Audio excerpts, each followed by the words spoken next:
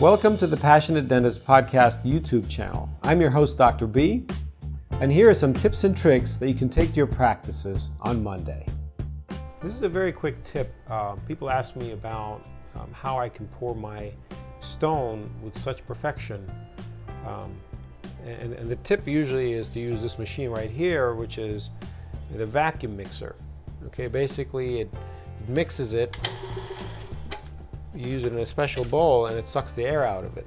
But I think 90% of offices don't have this system. They don't have this machine. It's like $1,000 machine, and these things cost like a few $100s each, the bowls. But we can actually simulate it with our regular bowls, with the regular stone. We can do something very, very similar to it without actually vacuum mixing. Now, if you can stare into this a little bit, everybody knows when you mix stone, you don't whip it like this, because that incorporates air into it. But what we're trying to do is, all you have to do is put the appropriate amount of water and then smear it against the walls. Just smear it. Notice I'm not mixing it, I'm just smearing it against the walls. And people don't quite understand what the thickness of the material needs to be, the stone.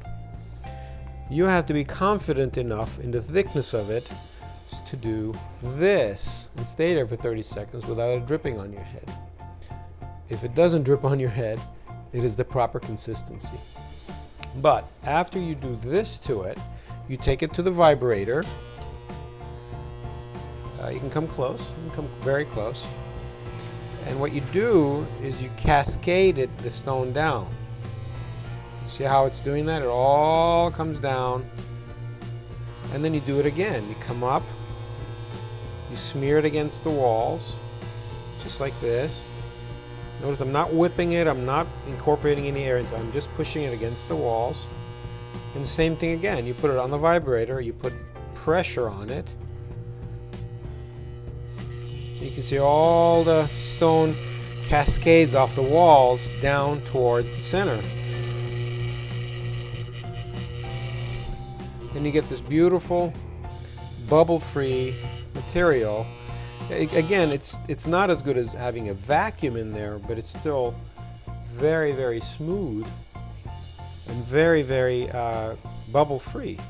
At this point, when you pour your impression, it's going to be very dense, because remember, we put it on top of our heads and it didn't spill, so it's very dense material, and it's bubble-free. If you get any bubbles at this point, it's your pouring technique, and that is for another day.